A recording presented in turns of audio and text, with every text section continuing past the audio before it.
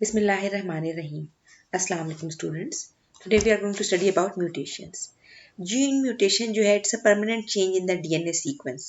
इसकी वजह से न्यू एलील्स भी बन सकते हैं, डीएनए न्यूक्लियोटाइड भी चेंज हो सकता है, पूरे के पूरे क्रोमोसोम्स के अंदर भी चेंज आ सकता है. तो म्यूटेशन जिसकी वजह से होती है उस सब्सटेंस को कहते हैं म्यूटेजन, और जिसमें म्यूटेशन हो जाती है उस ऑर्गेनिज्म को कहते हैं mutant. So sources of mutation जो है वो कहलाते हैं mutagens. They can be physical, chemical और बायोलॉजिकल. फिजिकल में सारी रेडिएशंस आ जाती हैं, UV radiations, X ray radiations, gamma rays, radioactive rays, high temperature alterations. Chemical mutagens में colchicine, mustard gas, nitrous gas, acridine orange, radioactive isotope, free oxygen particles. इसके अलावा बहुत सारे कार्सिनोजेंस होते हैं सिगरेट के अंदर, प्रोसेस्ड फूड्स और प्रिजर्वेटिव्स में, कॉस्मेटिक्स और क्लीनिंग प्रोडक्ट्स में. बायोलॉजिकल म्यूटेजेंस जो हैं वो इन्फेक्शियस एजेंट्स हैं, वायरसेस हैं, ट्रांसपोसॉन्स हैं, errors that occur during meiosis हैं, ड्यूरिंग रेप्लिकेशन है, viruses, bacteria, viruses like HPV virus, bacteria like Helicobacter bacteria. Types of mutations बहुत सारी हैं. कुछ है ऑन द बेसिस ऑफ म्यूटेजेनेसिस कि आखिर म्यूटेशन हुई कैसे. इसकी बेसिस के ऊपर दो तरह की म्यूटेशंस हैं, स्पॉन्टेनियस और इंड्यूस्ड. स्पॉन्टेनियस का मतलब है ऐसी म्यूटेशंस जो नेचुरली ऑटोमेटिकली खुद ब खुद होती रहती हैं, ठीक है जी, और इसमें कोई पर्टिकुलर म्यूटेजन नहीं होता जिसकी वजह से ये होती हैं. ये एक इनका नेचुरल रेट है जो चलती रहती हैं. जब भी डीएनए रेप्लिकेशन हो, जब भी मियोसिस हो, तो एक चांस होता है, एक परसेंटेज का चांस होता है कि स्पॉन्टेनियस म्यूटेशन हो जाए. इंड्यूस्ड म्यूटेशंस जो हैं, these are the mutations which are produced due to the external factors. ये भी हमने जितने म्यूटेजेंस डिस्कस किए, they are responsible for inducing mutations. Then types of mutation are on the basis of location and extent. Location के लिहाज से जो है दैट इज अगर एक ही पॉइंट पे हो रहा है that is called point mutation, यानी कि विद इन डीएनए थोड़े से रीजन में सिंगल न्यूक्लियोटाइड या फ्यू न्यूक्लियोटाइड्स का अगर म्यूटेशन हो that is called point mutation. But if there is a larger segment of chromosome involved और a whole number of chromosome is going to change, that is called chromosomal mutation. Harmful aspects of mutations बहुत सारे हैं. Person can born without a part of brain. Cancer, हाँ जी, cancer जो है ये mutations की वजह से, जब किसी भी सेल में म्यूटेशन ज़्यादा इकट्ठी हो जाती हैं then that cells becomes out of control, particularly अगर वो म्यूटेशंस माइटोसिस को कंट्रोल करने वाले जीन्स में हो, then it can convert into cancer. Then developmental abnormalities हो सकती हैं, microcephaly, cleft palate, syndromes due to abnormal number of chromosome, hereditary disorders हो सकते हैं, sickle cell anemia, phenylketonuria. इन सबको हम अभी वक्तन फवक्तन डिस्कस करेंगे. बर्थ डिफेक्ट्स में ये देखें, दिस इज माइक्रोकेफेली. नॉर्मल चाइल्ड का हेड अगर ऐसा है तो माइक्रोकेफेली का जो है ना वो बनिस्बत फेस तो फिर भी नॉर्मल होता है लेकिन हेड बहुत छोटा होता है.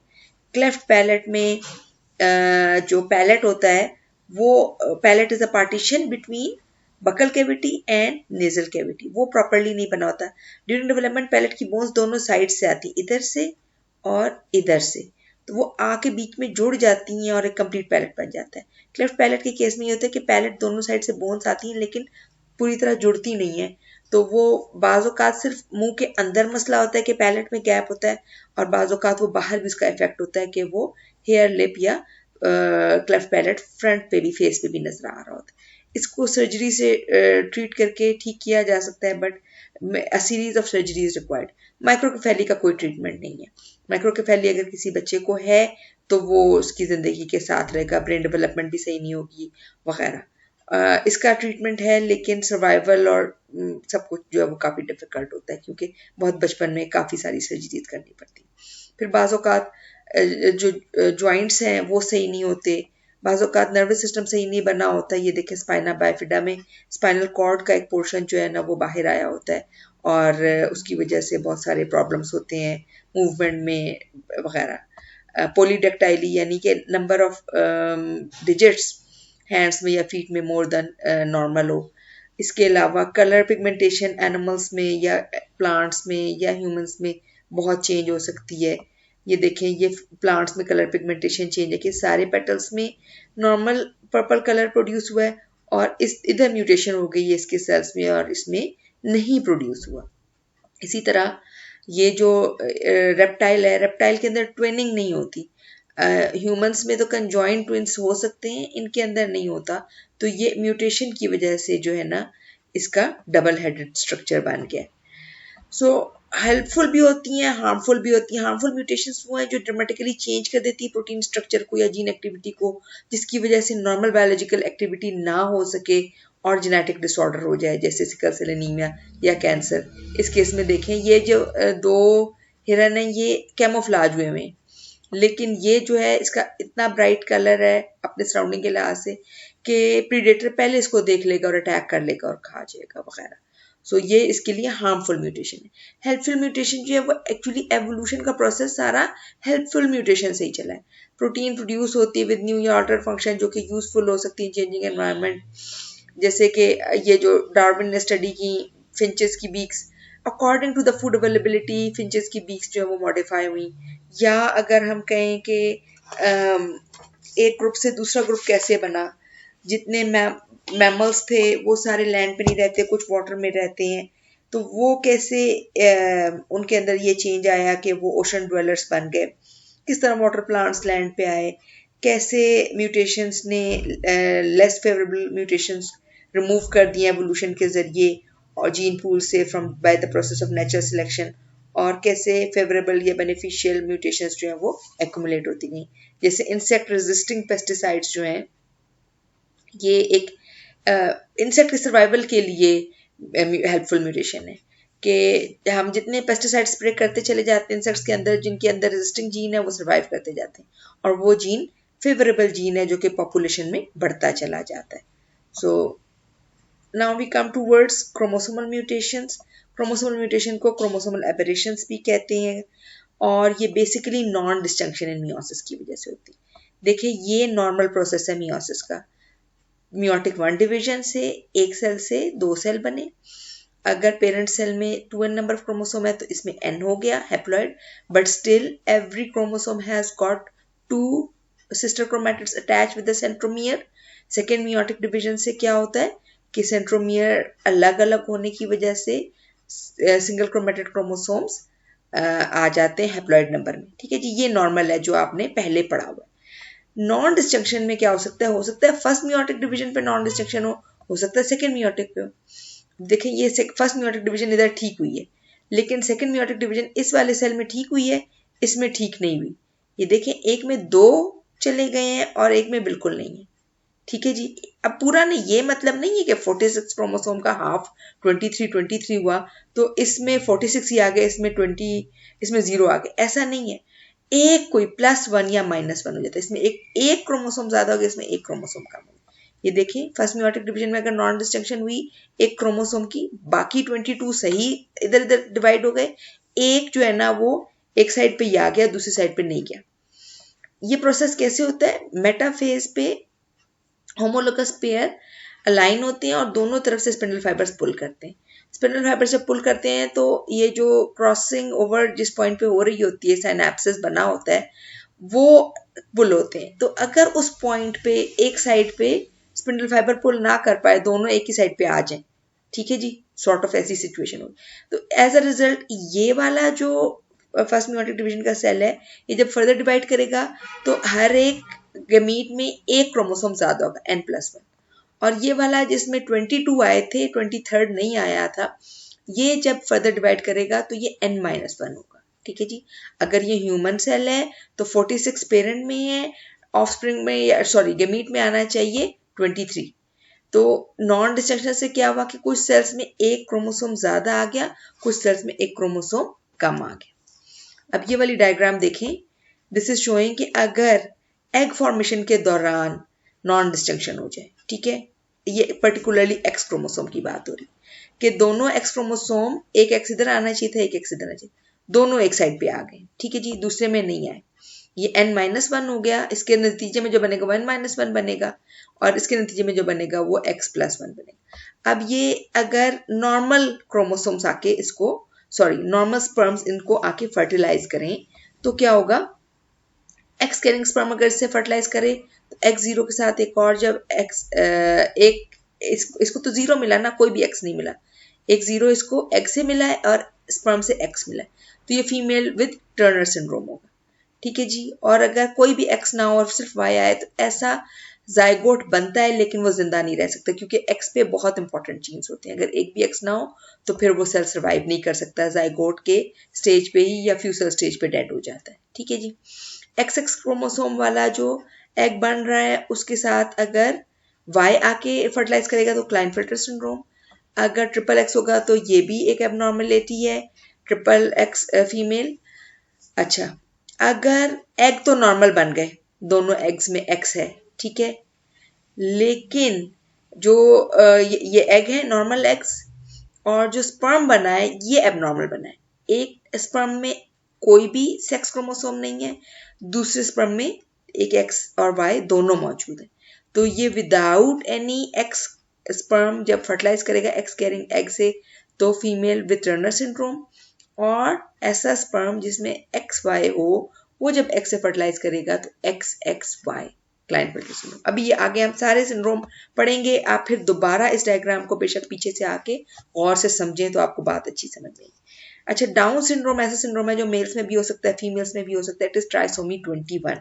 ट्राइसोमी 21 का क्या मतलब है? 2n+1 है, और कौन सा क्रोमोसोम, अगर इसका कैरियोटाइप देखें सारे क्रोमोसोम के पेयर ठीक है, सिर्फ एक क्रोमोसोम एक्स्ट्रा, कौन सा? क्रोमोसोम 21। एक्चुअली ऐसा नहीं है, मतलब कि हम कहें कि सिर्फ 21 में ये चांस है, कैपेबिलिटी है कि वो ज्यादा हो जाए, इसमें नॉन डिस्टिंक्शन। बाकियों की भी नॉन डिस्टिंक्शन होती है गेमीट फॉर्मेशन के टाइम पे, लेकिन बाकी क्रोमोसोम अगर एक भी ज्यादा हो तो वो सर्वाइवल ही नहीं होता, दैट एम्ब्रियो और जाइगोट इज नॉन वायबल, वो वन सेल स्टेज पे या फ्यू सेल स्टेज पे डेड हो जाता है। तो इसलिए उसके ऑर्गेनिज्म 21 क्रोमोसोम के अगर 3 कॉपीज हो जाएं तो 21 क्रोमोसोम इतना छोटा है कि वो सेल उसके साथ सर्वाइव कर जाते हैं, जाइगोट डिवाइड होकर सारे प्रोसेस ऑफ डेवलपमेंट हत्ता के नॉर्मल बर्थ हो जाती है। ठीक है जी। अब बर्थ तो हो गई, लेकिन ये जो ऑर्गेनिज्म प्रोड्यूस हुआ है डाउन सिंड्रोम के साथ, इसमें एक क्रोमोसोम एक्स्ट्रा होने की वजह से बहुत सारे प्रॉब्लम्स हैं। ठीक है जी। एक तो फेशियल फीचर्स ही नजर आ रहे हैं, फ्लैट फेस होता है, स्लांटिंग आलमंड आईज होती हैं, ब्रॉड नोज होती है, फ्लैट ब्रॉड टंग होती है, मतलब इनकी टंग थिक होती है ज्यादा, so they are unable to keep it in their mouth. ठीक है जी।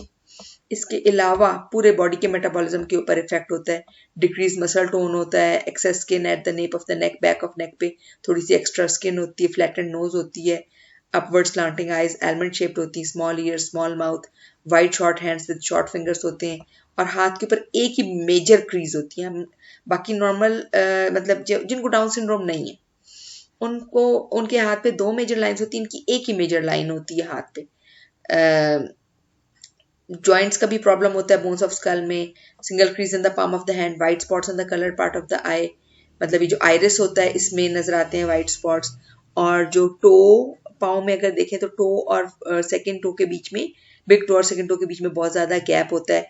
इसके अलावा इनके और बहुत सारे हेल्थ इश्यूज होते हैं, they tend to get obese, they tend to get diabetes, इनका मेटाबॉलिज्म इतना अच्छा नहीं होता, इनका डाइजेस्टिव सिस्टम इतना अच्छा नहीं होता, इनका इम्यून सिस्टम इतना स्ट्रांग नहीं होता, so they have got lots of problem. और इनका ख्याल रखने के लिए, इनको मैनेज करने के लिए रेगुलर चेकअप्स और स्क्रीनिंग करनी पड़ती है, medication, surgery, counselling and support. ठीक है जी। सो वैसे तो आपकी बुक में लिखा है मैटरनल, लेकिन डाउन सिंड्रोम के 80% केसेस में जो 21 एक्स्ट्रा क्रोमोसोम आता है वो एग से आता है, और 20% केसेस में स्पर्म से आता है, सो सिर्फ मैटरनल नहीं है। ठीक है जी। मैक्सिमम ज्यादा चांस ये कि एग के अंदर एक एक्स्ट्रा 21 क्रोमोसोम हो, लेकिन this is not the sole situation. Sperm भी एक्स्ट्रा क्रोमोसोम नंबर 21 के साथ फर्टिलाइजेशन कर सकते हैं और डाउन सिंड्रोम प्रोड्यूस हो सकता है। Then comes the Klinefelter syndrome. Klinefelter syndrome का नंबर क्या होता है? 2n+1, मतलब अगर डाउन सिंड्रोम का नंबर ऑफ क्रोमोसोम का है तो 46 नहीं है, 47 है। इसी तरह क्लाइनफिल्टर सिंड्रोम जो है वो 46 नहीं है, 47 है, एक क्रोमोसोम ज्यादा है। कौन सा क्रोमोसोम ज्यादा है? देखिए कैरियोटाइप में देख के पता चलेगा, एक X chromosome extra, X X Y. ठीक है जी।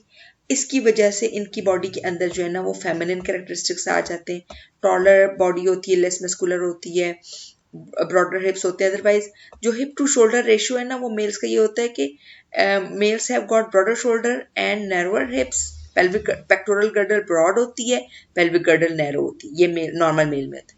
फीमेल में क्या होता है, पेल्विक गर्डल ब्रॉड होती है, पेक्टोरल गर्डल नैरो होती है।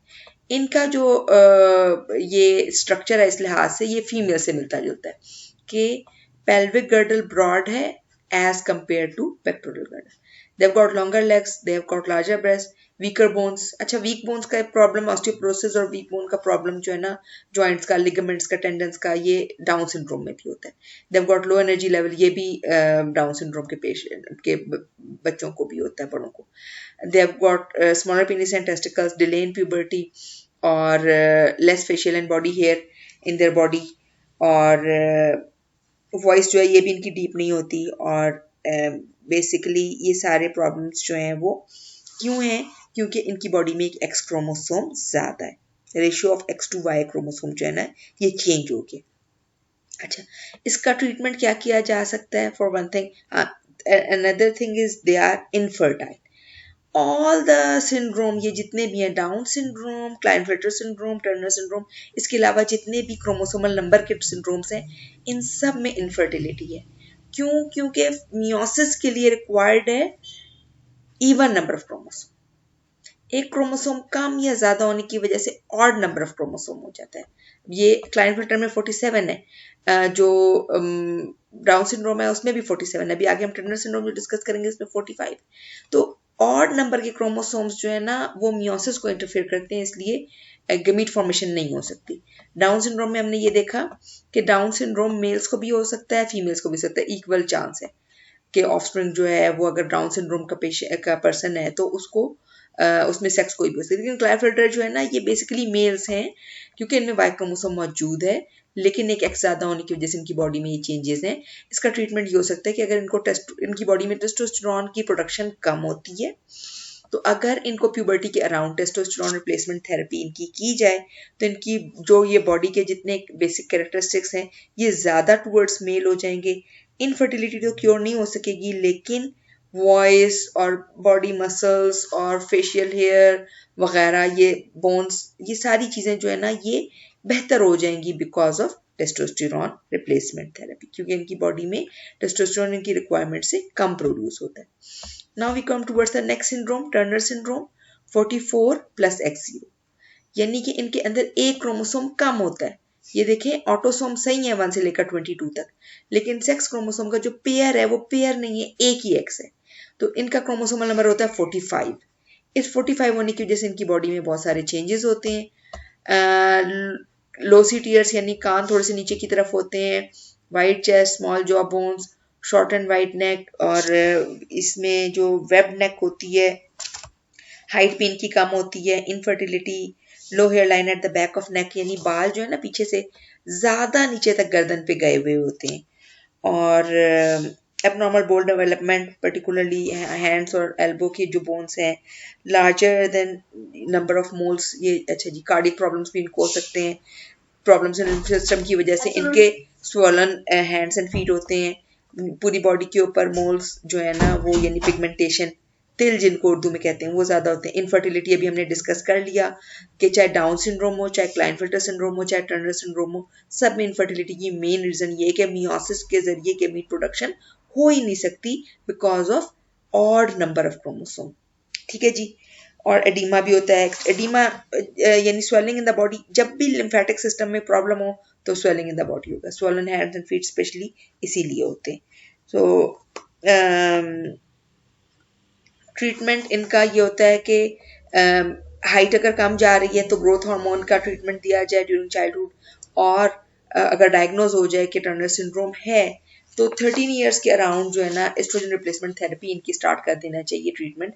उससे क्या होगा कि इनकी फिजिकल जो स्ट्रक्चर्स हैं, ब्रेस्ट डेवलपमेंट, मेंस्ट्रुअल पीरियड्स, ये नॉर्मल फीमेल्स की तरह होते चले जाएंगे। बेशक गमीट फॉर्मेशन नहीं होगी, लेकिन मेंस्ट्रुअल पीरियड, ब्रेस्ट डेवलपमेंट, ये सारे कुछ जो है ना ये एस्ट्रोजन रिप्लेसमेंट थेरेपी की वजह से नॉर्मल होता चला जाएगा। अच्छा, now we come towards point mutation. Point mutation जो है that is actually the mutation जो कि जीन के लेवल पे हो रही है। कोई भी म्यूटेशन नहीं है तो नॉर्मल चीज़ है। साइलेंट म्यूटेशन वो होती है जिसमें कि हमने ये डिस्कस किया था अर्लियर पिछले वीडियो में। ये देखें, हमने ये डिस्कस किया था कि इतने बहुत सारे जो हैं जेनेटिक कोडॉन्स ये एक ही के लिए, तो अगर यू यू ए मॉडिफाई होकर यू यू जी बन जाए या सी यू यू बन जाए या सी यू सी बन जाए, सी यू ए बन जाए, सी यू जी बन जाए, कोई फर्क नहीं पड़ेगा, क्योंकि एज अ रिजल्ट जो अमाइनो एसिड अटैच होना है वो सेम ही होना है। कोड डिजेनरेसी की वजह से बहुत सारी म्यूटेशंस ऐसी हैं जो कि पता ही नहीं चलेंगी। ऐसी तमाम म्यूटेशंस को कहते हैं साइलेंट म्यूटेशन। अच्छा, फिर एक तरह की म्यूटेशन होती है जो कहलाती है नॉनसेंस म्यूटेशन। नॉनसेंस म्यूटेशन वो होती है जो कि एक जो कोडिंग कोडॉन है उसको स्टॉप कोडॉन में कन्वर्ट करते हैं। और मिससेंस म्यूटेशन वो होती है जो कि कोडिंग कोडॉन को एक अमाइनो एसिड की जगह दूसरा अमाइनो एसिड लगाने पे मजबूर कर दे। ठीक है जी। अच्छा, अब ये जो पॉइंट म्यूटेशंस है, नॉर्मल देखें, नॉर्मल डीएनए ये है, अगर नॉर्मल मैसेंजर आरएनए इसके लिहाज से ये बन रहा है तो अमाइनो एसिड्स ये लग रहे हैं। अब अगर इसमें सब्स्टिट्यूशन हो जाए, सब्स्टिट्यूशन का क्या मतलब है, यहाँ पे देखें ये इस पॉइंट पे जहाँ सी था वहाँ टी लग गया।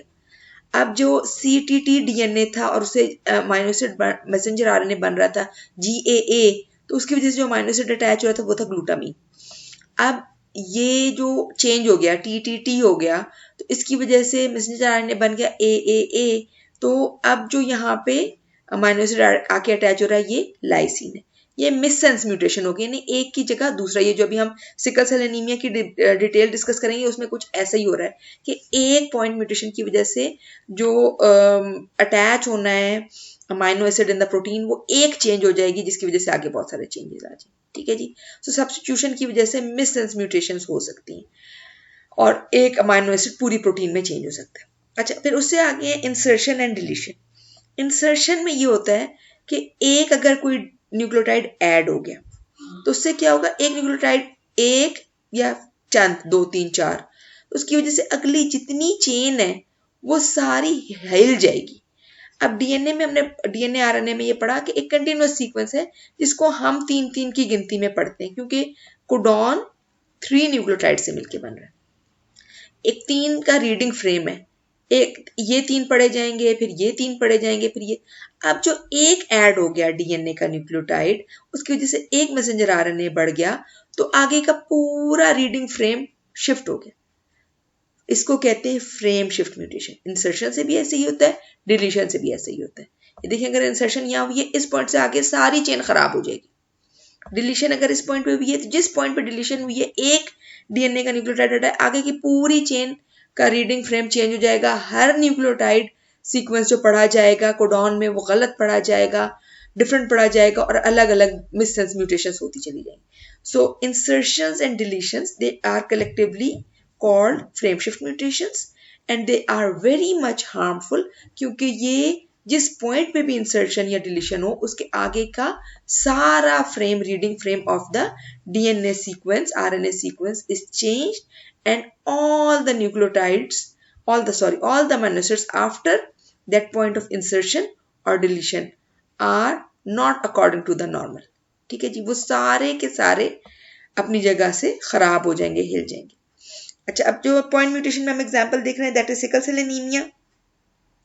सिकल सेल एनीमिया में बेसिकली क्या होता है, ये देखिए, ये नॉर्मल रेड ब्लड सेल्स हैं जो कि डिस्क शेप्ड हैं, बाइकनकेव डिस्क शेप। इसके अंदर जो नॉर्मल हीमोग्लोबिन है वो राउंड राउंड मॉलिक्यूल है, ये हर वक्त राउंड रहते हैं, छोटे छोटे बीड्स हैं, यानी जो रेड ब्लड सेल्स हैं वो बीड बैग्स हैं। बीड्स उनमें कौन सी भरी हुई है, हीमोग्लोबिन की। ऑक्सीजन मिले तब भी ये राउंड रहेंगे, ऑक्सीजन ना हो तब भी ये ऐसे ही रहेंगे। ठीक है जी। अच्छा, सिकल सेल एनीमिया में क्या होता है कि हीमोग्लोबिन में चेंज आता है और उस चेंज की वजह से क्या होता है कि जब ऑक्सीजन ज्यादा मौजूद हो तब तो ये नॉर्मल कंडीशन में होंगे, लेकिन वो कहाँ होगा, यानी लंग्स में। लेकिन टिश्यूज में जब ऑक्सीजन कंसंट्रेशन कम हो जाएगी तो ये हीमोग्लोबिन के मॉलिक्यूल आपस में जुड़ के रॉड्स बनानी शुरू कर देंगे। Abnormal haemoglobin form strands that cause sickle cell. अब देखिए ना, अगर आपके पास एक राउंड कुशन हो, आपस में लंबी लंबे स्ट्रॉ भर दें, डंडियां भर दें, तो वो गोल तो नहीं रहेगा, वो तो लंबा सा हो जाएगा, द्रांति की तरह बन जाएगा। तो ये सिकल शेप्ड सेल्स बन जाते हैं। अब जो रेड ब्लड सेल्स हैं वो जब कैपिलरी में एंटर होते हैं, कैपिलरीज इतनी नैरो होती हैं कि एक वक्त में एक रेड ब्लड सेल गुजर सकता है, और ये इसकी जो शेप है बाइकनकेव डिस्क शेप, ये इसको हेल्प करती है, और ये जो राउंड शेप ऑफ हीमोग्लोबिन है ये इसको हेल्प करती है। लेकिन सिकल सेल एनीमिया के पेशेंट में जब हीमोग्लोबिन के बीड्स आपस में मिलकर रॉड्स बना देते हैं और सिकल शेप बन जाती है, तो फिर ये गुजर नहीं सकते ब्लड वेसल्स में से, कैपिलरीज में से खास तौर पे, और वहां ब्लॉक होना शुरू हो जाते हैं, फंस जाते हैं, पिछलों का भी रास्ता रोक देते हैं, जिसकी वजह से क्या होता है कि ब्लड वेसल्स फटनी शुरू हो जाती हैं। सॉरी, ब्लड वेसल्स इतनी नहीं फटती जितने ब्लड सेल्स, पीछे से जब प्रेशर आता है ना, तो इन ब्लड सेल्स के ऊपर प्रेशर पड़ता है, ये ब्लड सेल्स फटने शुरू हो जाते हैं। अब ये जब रेड ब्लड सेल्स फटेंगे तो बॉडी में ब्लड की कमी हो जाएगी, एनीमिया हो जाएगा, blood deficiency, red blood cell deficiency in the body is called anaemia. Sickle cell anaemia का जो जीन है वो रिसेसिव है, और पेरेंट्स अगर नॉर्मल नजर आ रहे हैं लेकिन वो कैरियर हैं, तो 2 carrier parents when they marry with each other and they produce offsprings, तो 25% चांस है, 1 in 4 का चांस है कि उसको सिकल सेल एनीमिया हो जाए, और 1 in 4 का चांस है 25% कि वो नॉर्मल हो, और 50% हाफ ऑफ द ऑफस्प्रिंग्स, 4 में से 2 का चांस है कि वो कैरियर हो। ठीक है जी। अच्छा, अब बेसिकली ये होता क्यों है? क्योंकि दिस इज बेसिकली, अगर आपको फर्स्ट ईयर वाली बात याद हो कि हीमोग्लोबिन का जो मॉलिक्यूल है वो 4 अमाइनो पॉलीपेप्टाइड चेन से मिलकर बना हुआ है, 2 अल्फा और 2 बीटा चेन। इसमें होता क्या है कि जो बीटा चेन है उसकी 6th पोजीशन पे, नॉर्मल में क्या है 6th पोजीशन पे ग्लूटामिक एसिड लगा हुआ है, और ये इसका डीएनए सीक्वेंस है। इसकी जगह जो म्यूटेशन होती है, टी की जगह जब डीएनए में ए लग जाता है, तो उसकी वजह से क्या होता है, और ए की जगह टी लग जाता है, इस change in the DNA sequence की वजह से 6th position of the beta haemoglobin chain glutamic acid की जगह वेलाइन लग जाता है, सिर्फ इस एक चेंज की वजह से। ये कौन सा हुआ? अभी हमने डिस्कस किया था, दिस इज सब्सटीट्यूशन। सिर्फ एक पोजीशन के ऊपर चेंज आया है, जिसकी वजह से जो हीमोग्लोबिन है वो इतना चेंज हो गया है कि वो इस तरह की शेप हो जाती है सेल्स की, because in low oxygen concentrations the sickle cell anemia hemoglobin becomes sticky with each other and it forms rod shaped structure inside the red blood cell. अब वो जो rods भर गई, स्ट्रैंड्स भर गए रेड ब्लड सेल में, तो वो गोल गोल नहीं रहे, ऐसे लंबूतरे से होते गए, और ज्यादा लंबे होते हैं तो फिर वो फंस जाते हैं और फिर वो फट जाते हैं। ठीक है जी। तो इसमें जो है इसका ट्रीटमेंट ये है कि ब्लड ट्रांसफ्यूजन करनी पड़ती है, और पेन बहुत ज़्यादा होता है तो उसकी पेन रिलीफ करने की मेडिसिन देनी पड़ती हैं, फ्लूइड्स देने पड़ते हैं, स्टेम सेल ट्रांसप्लांट जो है वो भी ट्राई किए जा रहे हैं, और फोलिक एसिड सप्लीमेंट से भी फर्क पड़ता है। लेकिन आपको पता है कि सिकल सेल एनीमिया अभी तक क्यों चल रहा है? क्योंकि सिकल सेल एनीमिया एक ऐसा जेनेटिक डिसऑर्डर है जो बेसिकली बहुत हार्मफुल है, डिफेक्ट क्रिएट कर रहा है, फटीग और एनीमिया और इवन डेथ भी कॉज कर सकता है, लेकिन ये अफ्रीका में बहुत ज़्यादा है अभी भी। क्यों?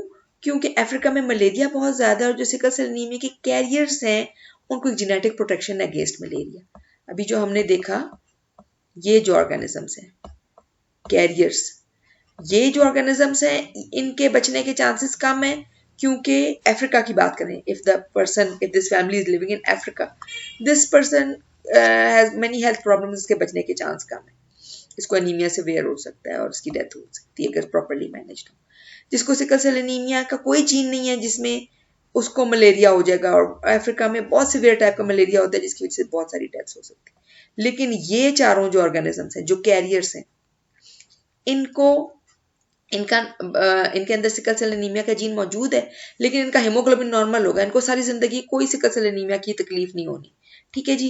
और मच्छर इनको काटेगा तो इनको मलेरिया भी नहीं होगा, या मतलब मलेरिया इस तरह उनकी बॉडी में, क्योंकि मलेरिया का जो प्लाज्मोडियम है वो रेड ब्लड सेल्स में ग्रो करता है, तो इनके अंदर जो वो एक कैरियर जीन मौजूद है वो रेड ब्लड सेल में प्लाज्मोडियम की ग्रोथ को रोक देता है। So it's a beneficial mutation in Africa because the carriers have genetic protection against malaria.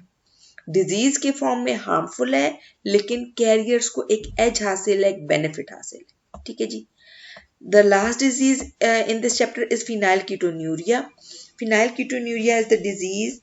Basically पहले ये समझें कि प्रोटीन जो हम खाते हैं उसको जब हम ब्रेक डाउन करते हैं हमारा डाइजेस्टिव सिस्टम तो अमाइनो एसिड्स बनते हैं 20 डिफरेंट तरह के अमाइनो एसिड्स हमारी बॉडी के अंदर या हमारी डाइट में शामिल होते हैं इन 20 अमाइनो एसिड्स में से एक अमाइनो एसिड है फिनाइल एलानीन हेल्दी पर्सन में अल्हम्दुलिल्लाह हमारी बॉडी में क्या होता है कि ये फिनाइल एलानीन को ब्रेक डाउन करने वाला या इसको मेटाबॉलिज्म करने वाला एक एंजाइम है फिनाइल एलानीन हाइड्रोक्सिलेज ये फिनाइल एलानीन को कन्वर्ट कर देता है टायरोसिन में कुछ फिनाइल एलानीन हमारी बॉडी को चाहिए अपनी प्रोटीन्स बनाने के लिए बाकी सारा कन्वर्ट हो जाता है टायरोसिन भी हमारी बॉडी को चाहिए अपनी प्रोटीन्स बनाने के लिए फिर ये बाकी टायरोसिन आगे कन्वर्ट हो जाता है मेलानिन में और मॉलिक्यूल्स में मेलानिन हमारी बॉडी का पिगमेंट है जिसकी वजह से हमारी हेयर स्किन सारी जगहों पे जो कलर है वो मेलानिन की वजह से अब जो फिनाइल कीटोन्यूरिया के पेशेंट्स होते हैं उनमें क्या होता है कि ये एंजाइम नहीं होता फिनाइल एलानीन हाइड्रोक्सिलेज काम नहीं करता इसके एंजाइम जो है वो प्रोटीन म्यूटेशन की वजह से पॉइंट म्यूटेशन की वजह से सही नहीं बनता काम नहीं करता तो अब क्या होगा फिनाइल एलानीन जितना डाइट में आया है वो उसमें से थोड़ा सा प्रोटीन सिंथेसिस के लिए हर सेल इस्तेमाल करेगा बाकी जो है वो एक्यूमुलेट होना लगेगा पूरी बॉडी में ब्लड में टिश्यूज में बढ़ता चला जाएगा और टॉक्सिक हो जाएगा और फिर यूरिन के साथ भी बॉडी से निकलेगा इसलिए ये वर्ड यूरिया का वर्ड जो है ना कि फिनाइल का कीटोन फॉर्म यूरिन से भी बाहर आने लगता है ठीक है जी इसके सिम्टम्स क्या है मेंटल रिटार्डेशन क्योंकि ये जो फिनाइल एलानीन है ना ये ड्यूरिंग डेवलपमेंट ही बॉडी के अंदर एक्यूमुलेट होना शुरू हो जाता है और पर्टिकुलरली ब्रेन में ज़्यादा एक्यूमुलेट होता है इसलिए ब्रेन के ऊपर इसके ज़्यादा हार्मफुल इफेक्ट्स हैं मेंटल रिटार्डेशन है बिहेवियरल सोशल प्रॉब्लम्स है इनको सीजर्स या ट्रेमर्स भी होते हैं जर्किंग मूवमेंट्स होती है हाइपर एक्टिव होते हैं ये बच्चे स्टंटेड ग्रोथ होती है क्योंकि बॉडी का मेटाबॉलिज्म जब सही नहीं होगा तो ग्रोथ नॉर्मल कैसे होगी स्किन के ऊपर भी रैशेज होते हैं अजीब तरह की स्मेल आती है चाइल्ड ब्रेथ में से स्किन में से और यूरिन में से माइक्रोकेफेली यानी वो हेड की भी डेवलपमेंट सही नहीं होती fair skin and blue eyes क्यों क्यों बालों का भी रंग हल्का होगा अपने बहन भाइयों के मुकाबले में स्किन का कलर भी हल्का होगा आंखों का क्योंकि स्किन में कलर हेयर में कलर और आई में कलर ये सब मेलानिन की वजह से मेलानिन अगर नहीं होगा मेलानिन कैसे बनता है फिनाइल एलानिन से टायरोसिन बनता है टायरोसिन से मेलानिन बनता है तो वो क्योंकि फिनाइल एलानिन से टायरोसिन नहीं बन सक रहा तो मेलानिन नहीं बन सक रहा इसलिए इनका कलर ऐसा होता है अब बेसिकली अगर आइडेंटिफाई हो जाए तो सबसे जरूरी बात ये होती है कि इनको इस तरह की फूड हाई फिनाइलएलानिन फूड से बचाना होता है लो फिनाइलएलानिन फूड देनी होती है पर्टिकुलरली बच्चों के लिए जो है ना वो स्पेशल मिल्क होता है जिसका नाम है Lofenalac it is specially made for infants which is without any phenylalanine जितना जल्दी इनको बचपन से पैदाइश के फौरन बाद अगर टेस्ट हो जाए पता चल जाए कि किसी बच्चे को ये डिजीज है पीकेयू फिनाइलकीटोनुरिया तो फिर उसको नॉर्मल मिल्क और नॉर्मल फूड बिल्कुल नहीं देनी होती इस तरह की फूड देनी होती है जिसमें फिनाइलएलानिन ना हो और ख़ास तौर पे ऐसा फार्मूला उनको इन्फेंसी में दिया जाता है जिसमें फिनाइलएलानिन नहीं है फिर उनकी डेवलपमेंट और ग्रोथ वगैरह काफ़ी बेहतर हो सकती है ये एक पेडिग्री है जो शो कर रही है कि कैरियर पेरेंट्स जो हैं वो पास ऑन कर सकते हैं जीन और डिजीज हो सकती है in the next generation that's all for today